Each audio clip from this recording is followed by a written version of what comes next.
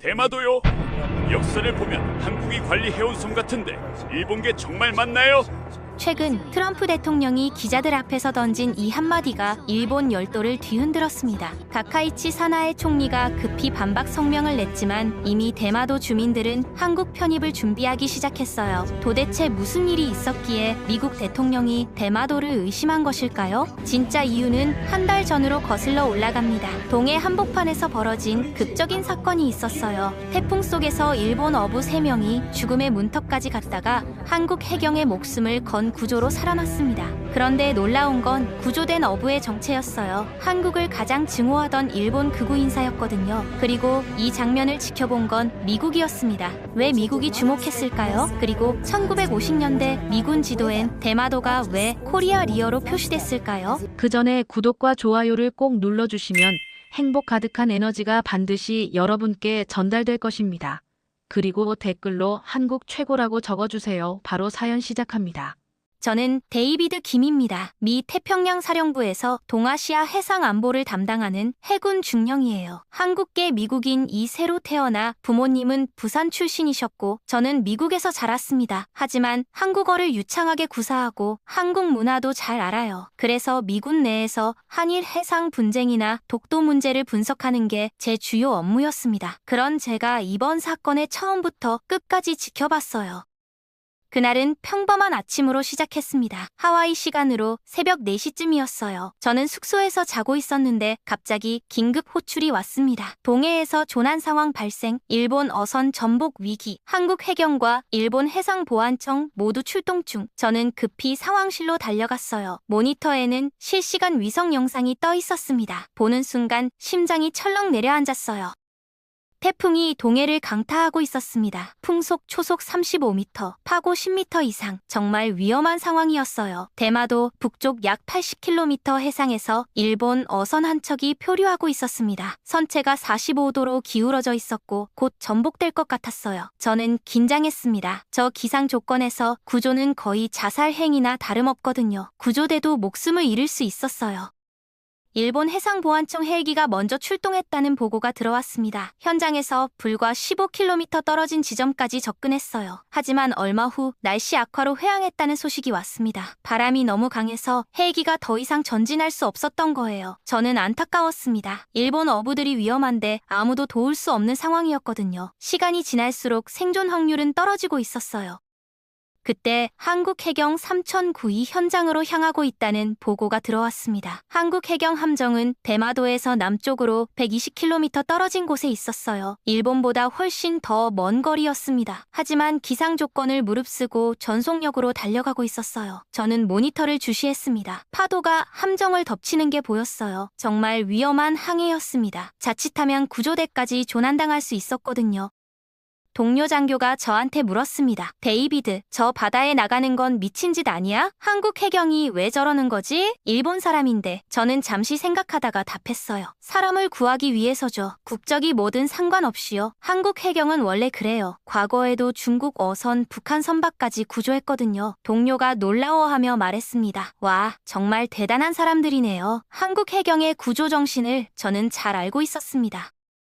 3009함이 현장에 도착했습니다. 거대한 파도가 배를 휘감았고 함정이 심하게 흔들렸어요. 하지만 멈추지 않았습니다. 구조대원들이 갑판에 나와서 로프를 준비했어요. 저는 숨을 죽였습니다. 저 상황에서 정말 사람을 구할 수 있을까? 일본 어선은 이미 거의 뒤집히기 직전이었고 어부 3명이 난간에 필사적으로 매달려 있었어요. 한 명이라도 손을 놓으면 바로 바다로 떨어질 상황이었습니다.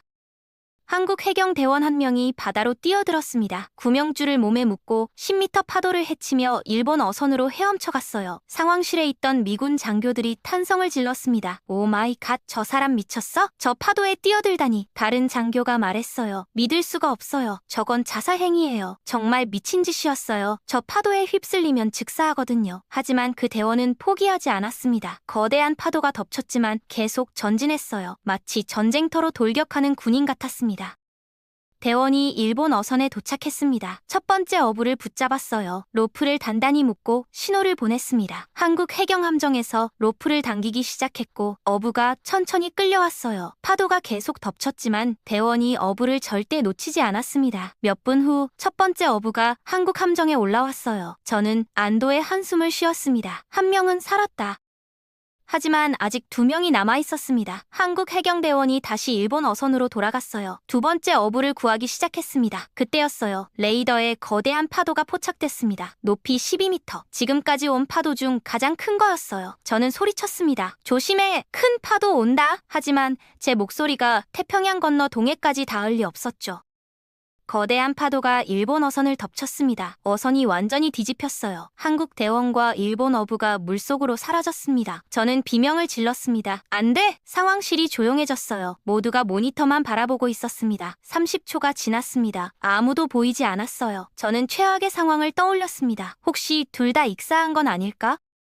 한 분이 지났습니다. 여전히 아무것도 보이지 않았어요. 동료가 조용히 말했습니다. 데이비드, 이건 살기 힘들어 보여. 저는 고개를 끄덕였어요. 맞아요. 너무 오래 물속에 있었어요. 다른 장교가 한숨을 쉬었습니다. 이건 정말 안타까운 일이 될 것 같아요. 한 분 넘게 물속에 있으면 거의 희망이 없거든요. 저는 주먹을 쥐고 모니터를 노려봤습니다. 제발 살아있기를 빌었어요. 그때 파도 사이로 뭔가 보였습니다. 한국 대원이 일본 어부를 붙잡고 수면 위로 떠올랐어요. 살아있었습니다. 상황실에서 환호성이 터져나왔습니다. 살았다! 살았어! 미군 장교들이 소리쳤어요. 기적이에요. 정말 기적! 한 장교가 외쳤습니다. 저 파도 속에서 어떻게 살아남았죠? 다른 이가 감탄하며 말했어요. 한국 함정에서 즉시 로프를 던졌습니다. 대원이 로프를 잡았고 두 사람이 함정으로 끌려왔어요. 파도와 싸우면서도 대원은 일본 어부를 단 한순간도 놓지 않았습니다. 마침내 두 번째 어부도 구조됐어요. 이제 한 명만 남았습니다. 한국 대원이 세 번째로 물속으로 뛰어들었습니다. 정말 대단한 용기였어요. 2번이나 죽음의 문턱까지 갔다 왔는데 또 뛰어드는 거예요. 마지막 어부는 완전히 뒤집힌 어선 밑에 갇혀 있었습니다. 한국 대원이 깊이 잠수해서 들어갔어요. 어두운 물속에서 어부를 찾기 시작했습니다. 한 분이 지났습니다. 2분이 지났습니다. 저는 불안했어요. 산소가 부족할 텐데 괜찮을까? 2분 30초가 지났습니다. 저는 이번엔 정말 안 되겠다고 생각했어요. 너무 오래 물속에 있었거든요. 그때 대원이 어부를 끌고 수면 위로 나왔습니다. 성공했어요. 3명의 일본 어부가 모두 한국 해경 함정에 올라왔습니다. 기적이었어요. 저 악천후 속에서 한 명도 놓치지 않고 전원 구조한 겁니다. 구조작전이 완료됐습니다. 상황실에서 박수가 터져나왔습니다. 미군들도 진심으로 감동받았어요. 한국 해경이 정말 대단하네요. 저 상황에서 전원 구조하다니 믿을 수 없어요. 한 장교가 말했습니다. 우리도 저럴 수 있을까요? 다른 동료가 고개를 저으며 답했어요. 솔직히 자신 없어요. 저 용기는 정말 특별합니다. 저는 자랑스러웠어요. 한국계로서 뿌듯했습니다. 저는 즉시 상부에 보고했습니다. 한국 해경이 일본 어부 3명 전원 구조 성공, 극한 기상 조건에서 특기할 만한 용기와 전문성을 보여줬습니다. 일본 해상보안청은 기상 악화로 구조 포기했으나 한국 해경은 목숨을 걸고 구조에 성공했습니다. 상부에서 즉각 답변이 왔어요. 잘했다. 계속 모니터링하고 추가 보고 대기하라. 하지만 진짜 놀라운 건 그 다음이었습니다. 구조 하루 후 정보팀에서 보고서가 올라왔어요. 구조된 어부들의 신원 확인 결과였습니다. 첫 번째 어부는 평범한 어부였어요. 두 번째 어부도 마찬가지였습니다. 하지만 세 번째 어부, 선장격인 사람의 신원이 문제였어요. 저는 보고서를 읽고 충격을 받았습니다. 이건 정말 예상 못한 반전이었거든요. 그의 이름은 다나카 히로시, 63세. 대마도 출신 어부였지만 단순한 어부가 아니었어요. 일본 극우 단체, 일본회의 대마도 지부의 주요 후원자였습니다. 지난 10년 동안 독도 영유권 주장 집회에 수십 차례 참여했고 한국을 공개적으로 비난해온 인물이었어요. 몇 년 전엔 부산 일본 총영사관 앞에서 독도는 일본 땅이라는 현수막을 들고 시위한 적도 있었습니다.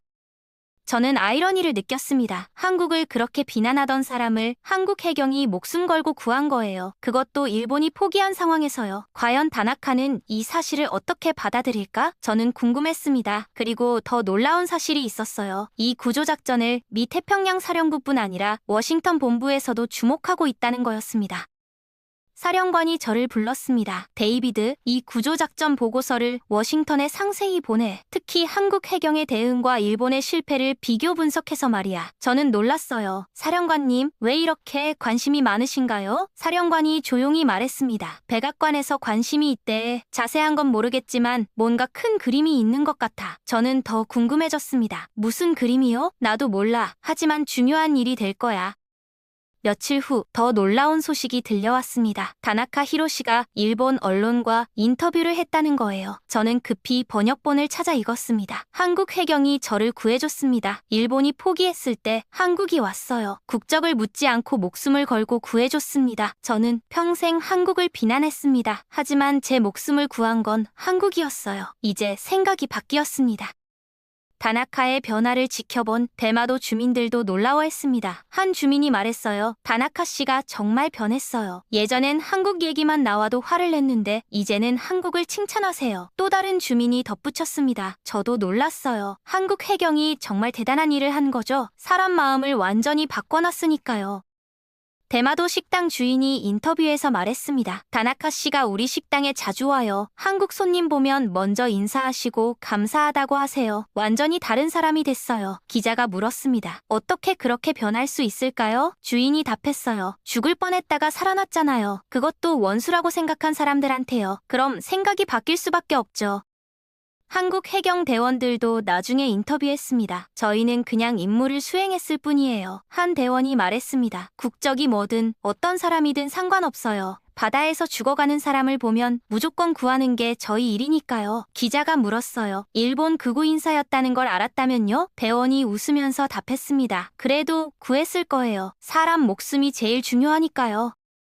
인터뷰는 계속됐습니다. 독도 문제에 대해서도 다시 생각하게 됐습니다. 한국 해경이 보여준 용기와 인간애를 저는 평생 잊지 못할 겁니다. 제가 그동안 얼마나 편협했는지 깨달았어요. 앞으로는 한일 우호를 위해 노력하겠습니다. 다나카의 고백은 일본 사회에 충격을 줬습니다. 극우 인사의 180도 태도 변화였거든요.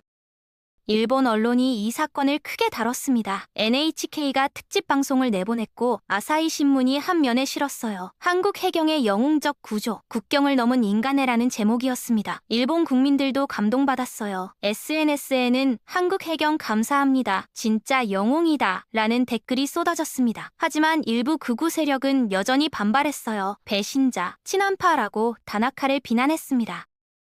하지만 다나카는 흔들리지 않았습니다. 그는 대마도에서 기자회견을 열었어요. 저를 비난하는 분들께 말씀드립니다. 죽음 앞에서는 국적이 의미 없습니다. 저를 살린 건 한국 사람들이에요. 그 은혜를 절대 잊지 않겠습니다. 대마도와 한국은 역사적으로도 가까운 관계였어요. 우리가 증오가 아니라 우정을 택해야 합니다. 그의 말은 많은 일본인에게 울림을 줬습니다. 저는 이 모든 걸 지켜보면서 놀라웠습니다. 한국 해경의 한 번의 구조작전이 이렇게 큰 파장을 만들 줄은 몰랐거든요. 하지만 더 놀라운 일이 기다리고 있었어요. 워싱턴에서 긴급회의가 소집됐다는 소식이 들려왔습니다. 국무부, 국방부, 백악관 안보보좌관이 모두 참석하는 회의였어요. 주제는 대마도였습니다. 저도 화상으로 회의에 참석하게 됐습니다. 국무부 동아시아 담당 차관보가 말했어요. 한국 해경의 구조작전이 국제적으로 큰 반향을 일으켰습니다. 일본 내에서도 한국에 대한 인식이 변하고 있어요. 이 기회를 우리가 어떻게 활용할지 논의해야 합니다. 국방부 관계자가 덧붙였습니다. 대마도 문제도 재검토할 필요가 있습니다. 백악관 안보보좌관이 자료를 공유했습니다. 1950년대 미군 작전 지도였어요. 저는 숨을 죽이고 지도를 봤습니다. 놀랍게도 대마도가 코리아 리어로 표시돼 있었어요. 안보보좌관이 설명했습니다. 1945년 일본 패망 후 연합군 최고사령부는 대마도를 한국 관할로 고려했습니다. 역사적으로 대마도는 조선과 밀접한 관계였고 지리적으로도 한국에 더 가깝거든요. 하지만 냉전이 시작되면서 일본을 미국의 동맹으로 만드는 게 우선순위가 됐습니다. 그래서 대마도는 일본에 남겨졌어요. 하지만 법적으로 완전히 정리된 건 아닙니다. 샌프란시스코 조약에도 대마도는 명시적으로 언급되지 않았거든요. 저는 충격받았습니다. 이런 역사가 있었다니요. 그리고 왜 지금 이 얘기가 나오는 거죠? 국무부 차관보가 말했습니다. 현재 한국의 국제적 위상이 크게 높아졌습니다. 경제적으로 세계 10위권이고 문화적 영향력도 막강해요. 반면 일본은 경제 침체와 고령화로 어려움을 겪고 있습니다. 동아시아 파워 밸런스가 바뀌고 있어요. 이번 구조 사건은 그걸 상징적으로 보여줬습니다. 다른 참석자들이 고개를 끄덕였어요. 대마도 문제를 공식적으로 제기할 수는 없습니다. 일본과의 관계 때문이죠. 하지만 역사적 사실을 상기시킬 순 있어요. 특히 대통령 당선인께서 이 문제에 관심이 있으시다고 들었습니다. 백악관 안보보좌관이 말했습니다. 저는 깜짝 놀랐어요. 트럼프가 대마도에 관심이 있다고요? 왜죠? 답은 며칠 후에 나왔습니다. 트럼프 당선인이 기자들과 만남에서 갑자기 대마도를 언급한 거예요. 대마도요? 역사를 보면 한국이 관리해온 섬 아닌가요? 일본 것이라고 확신하기 어렵네요. 미국도 과거에 그렇게 봤던 것 같던데 1950년대 우리 지도에도 그렇게 나와 있었다고 하더군요. 이 발언이 전 세계에 타전됐습니다. 일본이 발칵 뒤집혔습니다. 다카이치 총리가 긴급 성명을 냈어요. 대마도는 역사적으로나 국제법적으로나 일본 고유 영토입니다. 미국의 발언은 유감스럽습니다. 일본 외무성이 미국 대사를 불러서 항의했습니다. 하지만 미국은 공식 입장을 내놓지 않았어요. 대통령 당선인의 개인 의견이라고만 했습니다. 한국 국민은 환호했습니다. 드디어 미국이 진실을 말했다. 대마도는 우리 땅이라는 반응이 쏟아졌어요. SNS에는 1950년대 미군 지도가 공유됐고 대마도의 역사가 재조명됐습니다. 한국 정부는 신중한 입장이었어요. 대마도 문제는 역사적으로 복잡한 사안입니다. 우리는 일본과의 우호 관계를 중시합니다. 하지만 국민 여론은 뜨거웠습니다. 국제 언론도 주목했습니다. CNN이 특집 보도를 내보냈는데 대마도, 잊혀진 영토 분쟁이라는 제목이었어요. BBC도 한국 해경의 영웅적 구조가 촉발한 역사 논쟁이라고 보도했습니다. 뉴욕타임스는 미국이 다시 꺼낸 대마도 문제, 동아시아 지도를 바꿀까? 라는 분석 기사를 실었어요. 전 세계가 주목하기 시작했습니다. 저는 보고서를 작성하면서 생각에 잠겼습니다. 이 사건이 단순한 구조작전으로 끝날 리 없다는 걸 직감했어요. 한국과 일본, 그리고 미국까지 얽힌 복잡한 국제관계 속에서 이 사건은 분명 큰 파장을 만들 거라고 느꼈습니다. 그리고 제 예감은 적중했어요. 며칠 후 일본 내부에서 놀라운 움직임이 시작됐거든요. 다나카의 변화가 일본 사회에 큰 충격을 줬습니다. 특히 대마도 주민들의 반응이 뜨거웠어요. 대마도는 한국과 가장 가까운 일본 영토거든요. 역사적으로도 한국과 밀접한 관계를 유지해왔어요. 조선시대엔 대마도가 조선과 무역하면서 번성했고 많은 주민들이 한국어를 배웠습니다. 하지만 근대 이후 일본 정부가 반한 정서를 부추기면서 그런 역사가 묻혀버렸어요. 다나카의 고백 이후 대마도 노인들이 입을 열기 시작했습니다. 80대 노인 한 분이 방송 인터뷰에 나왔어요. 우리 할아버지가 말씀하셨어요. 대마도는 원래 조선과 함께 살았다고요. 일본 본토보다 조선이 더 가까웠고 무역도 조선과 했습니다. 우리말에도 한국어가 많이 섞여 있어요. 그런데 일본 정부가 그런 역사를 지우려 했죠. 이 인터뷰가 방송되자 일본 전역이 술렁거렸습니다. 대마도 역사학자들도 나섰습니다. 대마도 향토사 연구회가 자료를 공개했는데 놀라운 내용이 많았어요. 조선시대 대마도는 조선 국왕에게 정기적으로 보고했고 조선으로부터 물자를 지원받았습니다. 심지어 대마도 영주가 조선 관직을 받기도 했어요. 대마도는 일본과 조선 사이에서 독특한 위치를 차지했습니다. 어느 한쪽에 완전히 속한 게 아니라 양쪽과 관계를 유지했죠.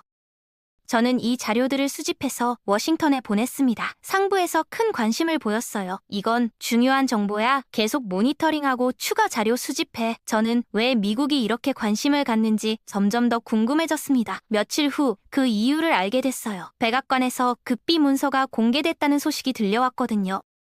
미국 국립문서보관소가 1945년부터 1952년까지 연합군 최곤사령부 문서를 공개했습니다. 그중에 대마도 관련 문서가 있었어요. 저는 급히 문서를 찾아 읽었습니다. 1946년 2월 연합군 최고사령부 회의록이었어요. 대마도의 귀속 문제를 논의함. 역사적으로 대마도는 조선과 밀접한 관계를 유지했으며 지리적으로도 한국에 더 가깝다. 한국 귀속을 고려할 필요가 있음.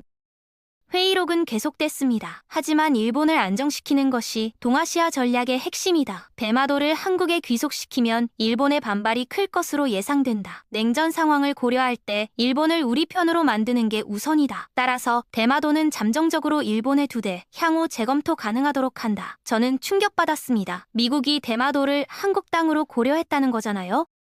더 놀라운 문서가 있었습니다. 1950년 한국 전쟁 당시 작전 지도였어요. 대마도가 명확하게 코리아 리어로 표시돼 있었습니다. 미군은 대마도를 한국 방어구역으로 분류했던 거예요. 만약 전쟁이 대마도까지 확대됐다면 미군은 한국군과 함께 대마도를 방어할 계획이었습니다. 이건 대마도를 사실상 한국 영토로 인정한 거나 다름없었어요. 저는 이 자료들을 상부에 보고했습니다. 반응은 폭발적이었어요. 데이비드, 이건 엄청난 발견이야. 즉시 국무부와 국방부에 공유해. 그리고 절대 외부 유출되지 않도록 주의해. 저는 긴장했습니다. 이 문서들이 공개되면 동아시아가 뒤집힐 테니까요. 하지만 비밀은 오래 가지 못했어요. 누군가 언론에 제보한 겁니다. 워싱턴 포스트가 특종 보도를 냈습니다. 미국 극비 문서 공개, 대마도 한국 귀속 고려했다라는 제목이었어요. 기사는 1946년 회의록과 1950년 작전 지도를 자세히 다뤘습니다. 미국은 대마도를 한국 땅으로 고려했으나 냉전 전략상 일본에 두기로 결정했다. 하지만 법적으로 완전히 정리되지 않았고 향후 재검토 가능성을 열어뒀다. 이 보도가 나가자 세상이 발칵 뒤집혔습니다. 한국 언론이 일제히 보도했습니다. 미국, 대마도는 한국 땅이라고 인정. 70년 묵은 진실 드러나 같은 제목이 한면을 장식했어요. 한국 국민들이 흥분했습니다. 우리가 알고 있었다. 대마도를 되찾자는 목소리가 커졌어요. SNS에는 대마도 관련 글이 넘쳐났고 서명운동까지 시작됐습니다. 정부는 진화에 나섰지만 여론을 막을 순 없었어요. 일본은 패닉 상태였습니다. 다카이치 총리가 긴급 기자회견을 열었어요. 대마도는 역사적으로나 국제법적으로나 명백한 일본 영토입니다. 1951년 샌프란시스코 조약에서 일본 영토로 확정됐어요. 미국의 오래된 문서는 법적 효력이 없습니다. 하지만 목소리에 자신감이 없었어요. 일본 국민들도 동요하기 시작했거든요.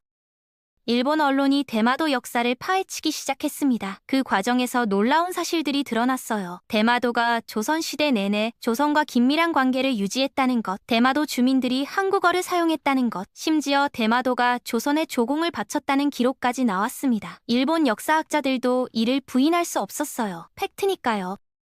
일본 내 온건파가 목소리를 내기 시작했습니다. 대마도 문제를 솔직하게 인정해야 한다. 한국과의 관계를 개선할 기회다라는 주장이 나왔어요. 특히 젊은 세대가 적극적이었습니다. 도쿄대 학생들이 토론회를 열었는데 대마도의 미래는 한일 공동관리가 답이다라는 결론을 냈어요. 보수 언론이 반발했지만 여론은 점점 바뀌고 있었습니다.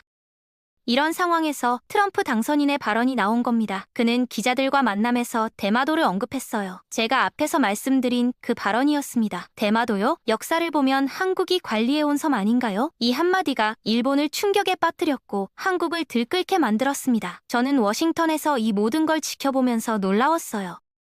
트럼프의 발언 이후 국제사회가 주목하기 시작했습니다. 유럽 언론들이 대마도 역사를 조명하는 기사를 쏟아냈어요. BBC는 대마도, 한국과 일본 사이에 잊혀진 섬이라는 다큐멘터리를 제작했습니다. 프랑스 르몽드는 냉전이 만든 영토 분쟁, 대마도의 진실이라는 특집 기사를 실었어요. 독일 슈피겔도 미국이 숨긴 대마도 문서 70년 만에 공개라고 보도했습니다.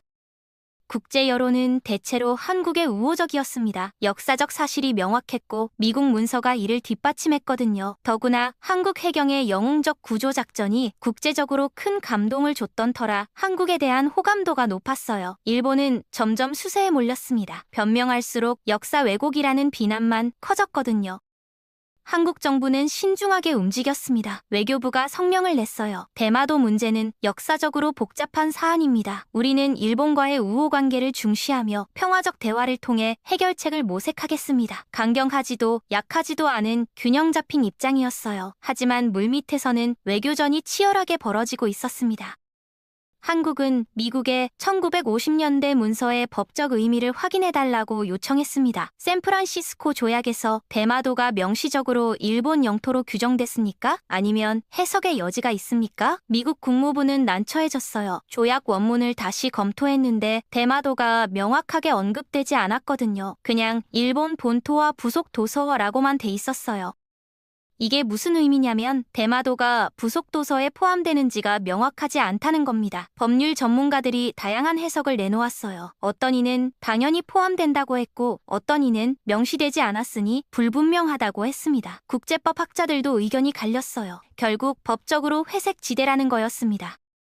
일본은 당황했습니다. 지금까지 대마도를 당연히 자기네 땅이라고 생각했는데 법적 근거가 흔들린 거예요. 다카이치 총리는 미국에 SOS를 쳤습니다. 미국이 명확하게 대마도는 일본 땅이라고 선언해달라고 요청했어요. 하지만 미국은 애매한 입장을 유지했습니다. 우리는 영토 분쟁에 개입하지 않는다. 당사국 간 대화로 해결하라. 일본은 배신감을 느꼈어요. 한국은 국제사법재판소 제소를 검토하기 시작했습니다. 역사적 증거와 미국 문서를 제출하면 승소 가능성이 있다는 법률 자문이 나왔어요. 하지만 정부는 신중했습니다. 법정 싸움보다 외교적 해결이 낫다고 판단했거든요. 대신 국제 여론전에 집중했습니다. 대마도의 역사를 알리고 한국의 정당성을 홍보하는 거였어요. 대마도 주민들의 반응도 흥미로웠습니다. 일부는 일본 정부를 지지했지만 상당수는 한국과의 관계 개선을 원했어요. 대마도 경제가 한국 관광객에 크게 의존하고 있었거든요. 한 상인이 인터뷰에서 말했습니다. 우리한테 중요한 건 정치가 아니라 생계예요. 한국 관광객이 와야 우리가 살아요. 정치인들이 싸우면서 우리만 피해보는 겁니다. 대마도 시장이 대담한 제안을 했습니다. 대마도를 한일 공동 경제특구로 만들자는 거였어요. 법적 귀속은 나중에 결정하되 우선 경제 협력을 강화하자는 제안이었습니다. 한국과 일본이 대마도에서 함께 사업하고 이익을 나누면 어떨까요? 갈등보다 협력이 답입니다. 이 제안이 주목받기 시작했어요. 한국 부산시도 화답했습니다. 대마도와 부산 간 경제협력 강화에 동의한다. 페리 노선을 늘리고 공동 관광 상품을 개발하자. 양 지역이 정치를 넘어 실용적 협력을 모색한 겁니다. 중앙정부는 난처했지만 지역 간 교류를 막을 순 없었어요. 오히려 이게 돌파구가 될 수도 있었습니다. 다나카 히로시가 이 움직임에 적극 참여했습니다. 그는 한일 우호협회를 만들어서 양국 교류를 촉진했어요. 한국어 교실을 열었고 한국 문화 체험 프로그램을 진행했습니다. 대마도 주민들이 한국에 대해 배우기 시작했어요. 우리는 원래 한국과 가까운 사이였어요. 정치가 우리를 갈라놓았지만 이제 다시 가까워질 때입니다. 다나카가 말했습니다. 저는 이 모든 변화를 보고서로 작성해서 워싱턴에 보냈습니다. 한국 해경의 구조작전이 촉발한 대마도 문제가 새로운 국면을 맞이하고 있습니다. 법적 분쟁보다 실용적 협력으로 가고 있어요. 이는 동아시아 평화에 긍정적 영향을 줄 것으로 예상됩니다. 상부에서 긍정적 평가가 돌아왔어요. 잘했다. 계속 모니터링하라. 트럼프 당선인도 이 흐름을 주목했습니다. 그는 기자들에게 말했어요. 대마도 문제가 잘 풀리고 있는 것 같네요. 한국과 일본이 협력하는 게 답이에요. 미국도 지원하겠습니다. 갈등보다 협력이 모두에게 이익이니까요. 이 발언으로 분위기가 더 우호적으로 바뀌었습니다. 일본도 한국과의 대화에 나서기 시작했어요. 한일 외교장관 회담이 열렸습니다. 양국은 대마도 문제를 직접 논의하진 않았지만 협력 방안을 모색했어요. 대마도 경제특구 구상을 검토한 달, 한일 해상 안전 협력을 강화한다는 합의가 나왔습니다. 직접적인 해결책은 아니었지만 대화의 물꼬를 튼 거였어요. 양국 국민들도 대체로 긍정적으로 받아들였습니다. 한국 해경은 계속 묵묵히 일했습니다. 그들은 정치나 외교에 관심 없이 그냥 바다에서 사람을 구했어요. 중국 어선, 러시아 선박, 북한 표류민까지 국적을 따지지 않고 목숨을 구하는 게 그들의 일이었습니다. 그런 모습이 국제적으로 존경받았어요. 한국 해경은 동아시아의 영웅이 됐습니다. 다나카는 한국을 방문했습니다. 부산에 와서 한국 해경을 직접 만났어요. 구조작전에 참여했던 대원들과 포옹하면서 눈물을 흘렸습니다. 여러분이 저를 살려주셨어요. 그리고 제 인생을 바꿔주셨습니다. 이제 저는 한일 우호를 위해 남은 인생을 바치겠습니다. 대원들도 감동받았어요. 그냥 우리 일을 했을 뿐입니다. 다나카 씨가 변화하신 게 더 대단해요. 다나카의 부산 방문은 일본 언론에 크게 보도됐습니다. 한국을 증오하던 극우 인사가 한국을 사랑하는 친선 대사로 변한 거예요. 이보다 극적인 스토리가 어디 있겠어요? 일본 국민들이 감동받았고 한국에 대한 인식이 바뀌기 시작했습니다. 한국 사람들은 관대하고 용감하다, 우리가 배워야 한다는 댓글이 쏟아졌어요. 저는 이 모든 상황을 지켜보면서 놀라웠습니다. 한국 해경의 구조작전이 국제 정치로 번진 거예요. 하지만 가장 중요한 건 사람이었습니다. 다나카 히로시라는 한 사람이 변했고 그게 일본 사회를 움직였어요. 그리고 미국이 주목했습니다. 한 번의 선한 행동이 세상을 바꿀 수 있다는 걸 저는 배웠습니다. 다나카는 계속 한일 우호 활동을 했습니다. 대마도에서 한국 관광객을 환영하는 캠페인을 벌였고 한국어를 배우기 시작했어요. 그는 인터뷰에서 말했습니다. 저를 살린 한국 해경 대원들을 만나고 싶어요. 직접 감사 인사를 드리고 싶습니다. 그분들은 진짜 영웅이에요. 저한테 새로운 삶을 선물해줬습니다. 한국 해경도 이에 화답했습니다. 구조작전에 참여했던 대원들이 대마도를 방문하기로 했어요. 다나카와의 만남이 성사된 겁니다. 저도 이 만남을 지켜보고 싶었지만 직접 갈 순 없었어요. 대신 한국 언론 보도를 통해 지켜봤습니다. 대원들과 다나카가 포옹하는 장면이 전 세계에 방송됐고 많은 사람들이 감동받았어요. 대마도 문제는 여전히 해결되지 않았습니다. 일본은 영토 주장을 유지하고 있고 한국도 공식적으로 영유권을 주장하진 않았어요. 하지만 역사가 재조명되고 사람들이 진실에 관심을 갖기 시작했습니다. 1950년대 미군 지도, 조선시대 대마도와의 관계, 이런 것들이 다시 논의되기 시작했어요. 그리고 그 시작은 한국 해경의 용기 있는 구조였습니다. 저는 이 사건을 통해 많은 걸 배웠습니다. 외교는 조약이나 협상만이 아니라는 걸요. 때로는 한 번의 선한 행동이, 한 사람의 용기가 세상을 바꿀 수 있어요. 한국 해경은 국적을 따지지 않고 목숨을 구했고 그게 일본인의 마음을 움직였습니다. 그리고 미국이 주목했어요. 정치보다 사람이 먼저라는 걸 저는 깨달았습니다. 한국 정부는 이 기회를 활용했습니다. 외교부가 대마도 역사 연구팀을 꾸렸어요. 조선시대부터 현대까지 대마도와 한국의 관계를 체계적으로 정리하기 시작했습니다. 국사편찬위원회가 옛 문서를 발굴했는데 놀라운 자료들이 쏟아져 나왔어요. 대마도가 조선 국왕에게 정기적으로 보고했다는 기록, 조선에서 대마도에 쌀을 지원했다는 문서, 대마도 영주가 한양을 방문했다는 기록까지 모두 팩트였습니다. 이 자료들은 국제학술대회에서 발표됐습니다. 서울에서 열린 동아시아 해양사 국제심포지엄에 세계 각국 학자들이 모였어요. 한국 학자들이 대마도 자료를 발표하자 외국 학자들이 놀라워했습니다. 이렇게 풍부한 역사적 증거가 있었다니 놀랐다. 대마도가 한국과 밀접한 관계였다는 건 명확하다는 평가가 나왔어요. 일본 학자들도 이를 부인할 수 없었습니다. 저는 이 심포지엄 내용을 보고서로 정리해서 워싱턴에 보냈습니다. 미국 학계도 관심을 보였어요. 하버드대, 스탠퍼드대 교수들이 대마도 연구를 시작했습니다. 미국 동아시아 연구소가 세미나를 열었는데 주제가 대마도, 잊혀진 한국 영토였어요. 학술적으로도 한국의 주장이 힘을 얻고 있었습니다. 일본은 점점 더 수세에 몰렸어요. 일본 내부에서도 균열이 생겼습니다. 자민당 내 온건파가 목소리를 내기 시작했어요. 대마도 문제를 인정하고 한국과 협상하자는 주장이었습니다. 특히 경제계가 적극적이었어요. 한국과의 관계 악화가 경제에 악영향을 주고 있었거든요. 일본 경제단체 연합회가 성명을 냈습니다. 한일 경제협력이 양국의 이익이다. 대마도 문제로 관계가 악화되는 건 바람직하지 않다.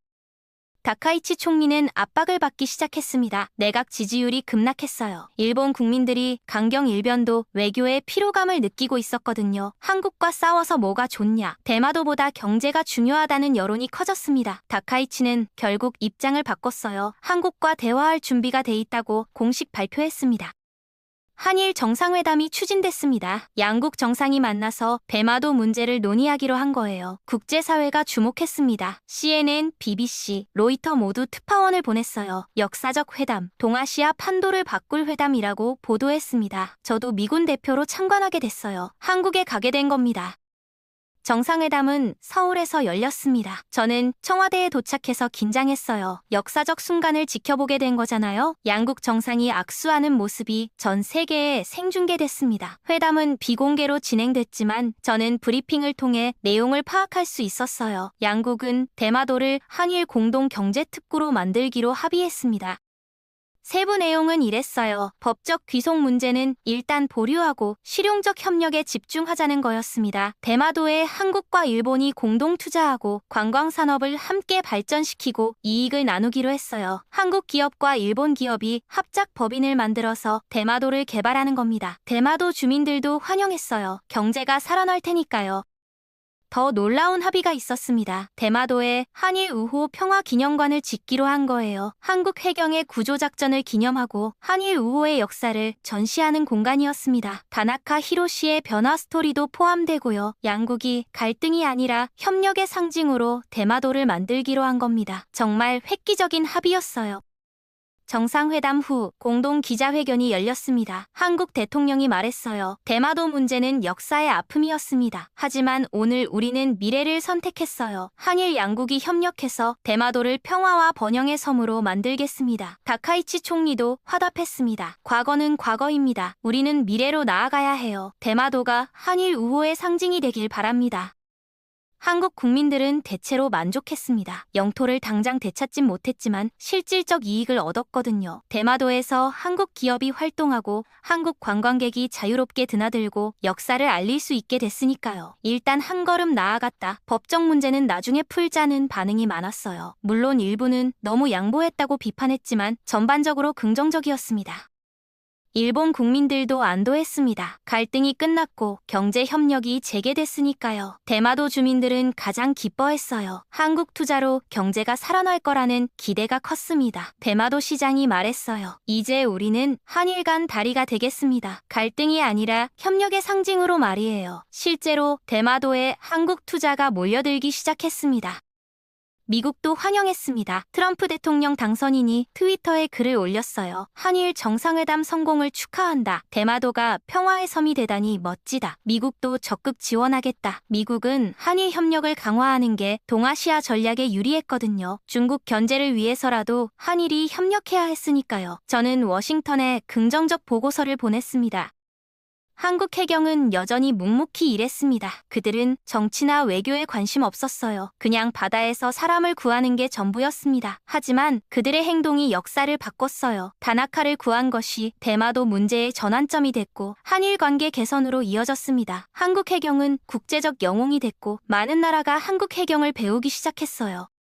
다나카는 계속 한일 우호 활동을 했습니다. 그는 대마도와 부산을 오가며 양국 교류를 촉진했어요. 한국어 교실을 확대했고 한국 문화축제를 열었습니다. 대마도 젊은이들이 한국에 관심을 갖기 시작했어요. 한국은 우리의 이웃이고 친구다 라는 인식이 퍼져나갔습니다. 다나카의 변화가 세대를 넘어 영향을 미친 겁니다. 한일 우호 평화기념관 건설이 시작됐습니다. 대마도 중심부에 세워지는데 한국과 일본이 공동 설계했어요. 1층은 한국 해경 구조작전 전시관, 2층은 한일 우호 역사관, 3층은 미래협력 전망관이었습니다. 특히 1층 전시관에는 구조작전 영상과 다나카의 증언이 포함될 예정이에요. 많은 사람들이 방문할 것으로 기대됩니다. 저는 이 모든 과정을 지켜보면서 깊은 감동을 받았습니다. 한 번의 선한 행동이 이렇게 큰 변화를 만들 수 있다니요. 한국 해경은 그냥 사람을 구했을 뿐인데 그게 한 사람을 변화시켰고 한 나라를 움직였으며 두 나라의 관계를 바꿨습니다. 저는 이 교훈을 평생 잊지 못할 것 같아요. 작은 선행도 세상을 바꿀 수 있다는 거요.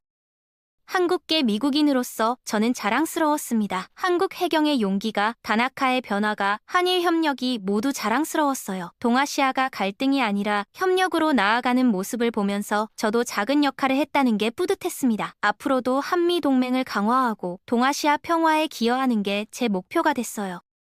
대마도는 이제 새로운 시작을 맞이하고 있습니다. 한일 공동경제특구로 개발되면서 양국 투자가 몰려들고 있어요. 관광객도 크게 늘었습니다. 대마도 주민들의 소득이 올라가고 젊은이들이 돌아오기 시작했어요. 한때 갈등의 땅이었던 대마도가 이제는 협력의 상징이 되고 있습니다. 한국 해경의 구조작전이 만든 기적이에요. 한국 국민 여러분, 이 이야기는 여러분께 드리는 메시지입니다. 한국 해경 같은 영웅들이 우리 주변에 있어요. 묵묵히 자기 일을 하고 필요할 때 용기를 내고 국적을 넘어 사람을 구하는 분들이요. 그런 분들이 나라의 위상을 높이고 세상을 바꿉니다. 대마도 문제도 그런 분들 덕분에 다시 주목받고 있어요. 자랑스러워하세요. 그리고 우리도 각자 자리에서 선한 영향력을 발휘하면 세상은 조금씩 나아질 겁니다. 지금까지 시청해주셔서 감사합니다. 이야기가 좋으셨다면 구독과 좋아요 꼭 눌러주세요. 다음 이야기에서 꼭 다시 만나겠습니다. 감사합니다.